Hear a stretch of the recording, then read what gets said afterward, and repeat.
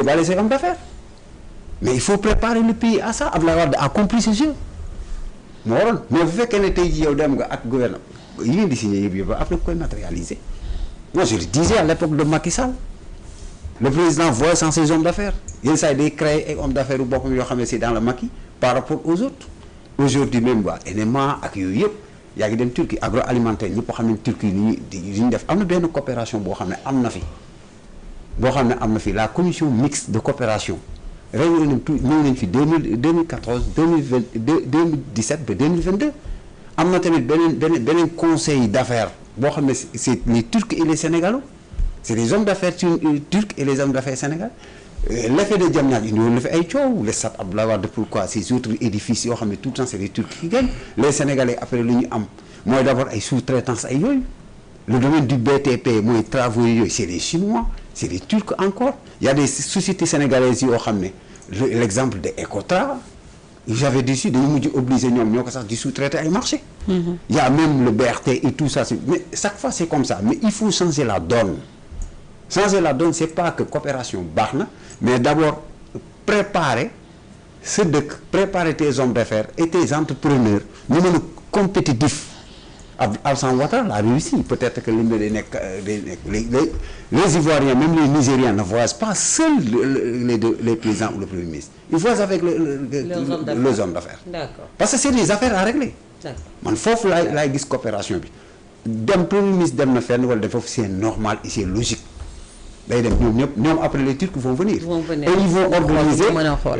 Recep Erdogan ñëw au Sénégal ñëw na fi 5 fois parce que xam na li mu am Sénégal. C'est clair moom xam na li mu am Sénégal. xam na li mu fi am de yeneen président dinañ ñëw. Inch'Allah. mais modèle Afrique comme li ko Chinois def ay après lu mu ni Turc Afrique France Afrique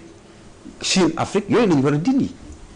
loolu laa bëggoon a apporter quoi. c'est ça mi ngi noonu Pape Demba quand même aussi nu ñu mën a wax tamit ci coopération yi ñu am ak yëpp est-ce que xam ngeen ni sunu sénégalais yi ne foofu xanaa Ousmane Sonko tamit wax na ko sonn nañu trop duñu baale.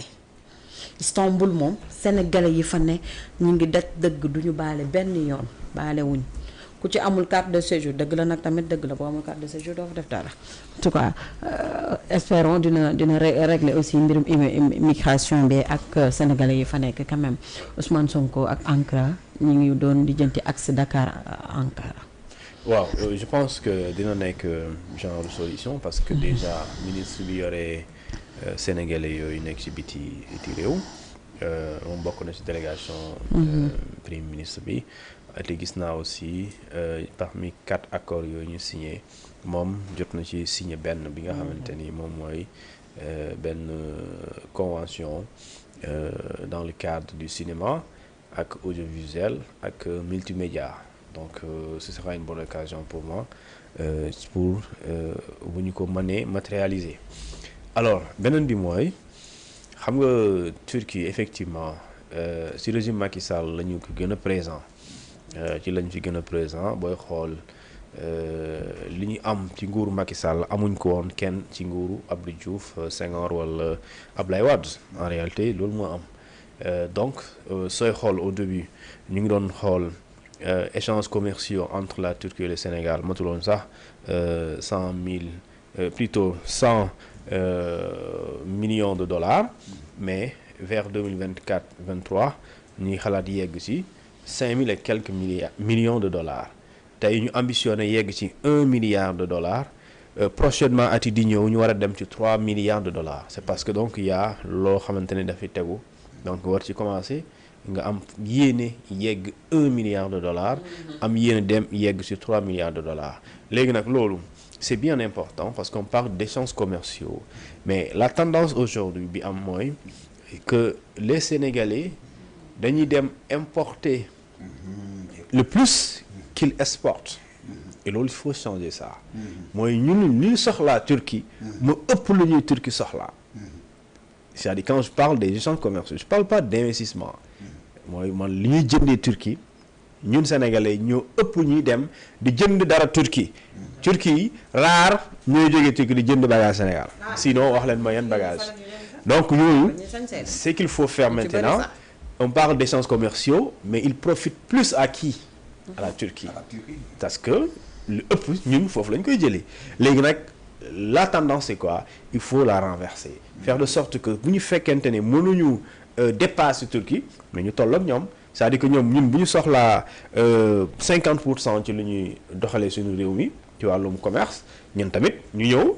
jël si ñun lu toll 50% pour ñu dem doxal seen réew parce que Erdogan sànq wax na la nee na am na au moins 100 entreprises turques au Sénégal. Mais il y a combien d'entreprises sénégalaises en Turquie? Et non? Il y a combien d'entreprises sénégalaises en Turquie? dama bëgg compter. Et léegi nag aujourd'hui question bi mooy su dee amul dina jafe même si ngay sa délégation nga yóbbaale ay hommes d'affaires sénégalais c'est-à-dire que parce que la pertinence yóbbaale homme d'affaires mooy su demee d'accord le président gagneloo leen ay marché léegi nos hommes d'affaires sénégalais s'ils vont avec le premier ministre en Turquie quel genre de marché la ñu war a gagner foofu noonu pour yóbbu ko sachant que ñoom bu ñu ñëwee ñoom dañoo war a copier en expérience c'est ça parce que monde bi dafa am fu mu toll c'est-à-dire que su dee yow réew moo ëppoo ko expérience wala moo la ëpp en technologie moom ngay roy wala moom mën na la jàngal parce que tey il faut que ñu xam la Turquie a une très grande industrie d'accord militaire en termes de défense bokk na ci réew yi gën a am doole tey c'est pas pour rien mu taxaw affiché clairement man Gaza lay jàppale waaw te lu am Syrie aussi gis nga nu mu demee le président syrien fa la ne du fa la nekk alors donc Assad et pourtant si sous-région moom fu mu bokk sous-région boobu noonu gis nañu ne xoolal dafa nekk ci période évolution nga xamante ne dafay yëngu bu nekkul fii rek fee la menace fii et cetera te moom clairement bu waree wax day wax ne man lii laa ànd te ànduma ci lii lijjantiwu ci Europe lijjantiwu ci Amérique lijjantiwutul kenn ku ko mere kooku bu parewuloon wala bu ko xamuloon moom ci lan la toog effectivement am na yenn positions yi di ko jël et c'est des positions stratégiques des fois même hautement diplomatiques moom yoonam nekku si léegi nag ñun Sénégal comme ni ma la ko waxee alors dañu war a dem dans le sens que sur ces 540 millions de dollars ñaata mooy dugg Sénégal ak ñaata mooy jóge Sénégal dem Turquie parce que le commerçant sénégalais qui va en Turquie jënd ay salons yi jënd ay lu ñu tuddee parce que il faut ñu xam au passé il y avait le Maroc qui était là ci wàllum agroalimentaire ñoom la ñu xamee woon fii mais il y a beaucoup de restaurants turcs waaw bari na fi de waaw ñoo xamante ne loolu dernières années yi la am donc ñun est-ce que tu vas aller à Ankara tu vas voir un grand restaurant sénégalais wala nga gis ma benn homme d'affaires sénégalais moo fi benn industrie bu mag boo xamante ni dafay employer ay turcs ay centaines je pense pas et boo ñëwee fii suma bi ñoom waaw am na yu bëri jam ñaajo su doon dañuy def signature nga xam ne bâtiment bi dañuy benn ciment moo ko réalise moo ko tabax. am na benn hôpital bi tabax sa voilà hôpital bi l'aéroport Blaise Diagne mais ñoom ñoo jël relever remplacer Ben Laden Saoud ñoo koy exploiter actuellement ba pare di ci toog fa ba pare yeggali ko ba pare ñu mën koo inaugurer pour dire que maintenant nous et les Turcs d'accord yàlla boole nañu ci benn coopération bu am solo waaye nañu fexe boobu ci coopération boobu mu nekk gagnant wala ñu gagner plus que les Turcs même si du yomb nañ def gagnant rek di yomb léegi nag bon moi c'est ça que j'avais ñu def gagnant beneen bi foofu damaa bëgg a def benn précision ci lanceur d'alerte sénégalais yi lanceur d'alerte nissan sénégalais xamuñu sax lanceur d'alerte kan la concerne et c'est très dommage parce que loi bi lanceur dafa am limite am na limite yi ngande yoo xamante ni rëy la parce que dafa am loo xamante ni loo bokk ci signalement kon ñi nga gis nii di woote seen bopp lanceur d'alerte ak activiste parce que dañ ne parce que article premier bi daf ne lanceur d'alerte dafa définir la mooy lanceur d'alerte dafa ne c'est une personne physique article 2 mu ne la mën na lekk une personne morale de droit privé mais personne physique daf ne na qui dans l'exercice de sa profession la wax dans l'exercice de sa profession peut signaler communiquer dénoncer auprès des autorités est-ce que donc quelqu'un qui est chômeur qui ne travaille pas il est dans l'exercice de ses fonctions vraiment est-ce qu'il est dans l'exercice de ses fonctions de ses fonctions de chômeur c'est-à-dire que loolu aussi dafa war a leer même aussi kii def lanceur d'alerte dafa am loo xamante ni c'est exclu du champ li ñu tuddee secret défense dossier bi ko concerné du ko laal kenn du ko laal enquête bu nekk en cours bokku ci secret de l'instruction bokku ci ak lépp loo xamante ni loi moo ne lii c'est de la confidentialité c'est de la vie privée de la personne parce que sinon dañuy confondre dañuy violer une autre loi qui protège les données à caractère personnel des Sénégalais moi ma photo mes images d'accord c'est un caractère confidentiel et privé kenn waru ko génne ci biti te Sénégal fii ñu ma gis nii capture photo jàmbur yi gis nañ benn waaye ancien ministre la génn naan xoolal loolu du lanceur d'alerte romb benn immeuble ne moo ko moom xoolal lanceur d'alerte loolu du lanceur d'alerte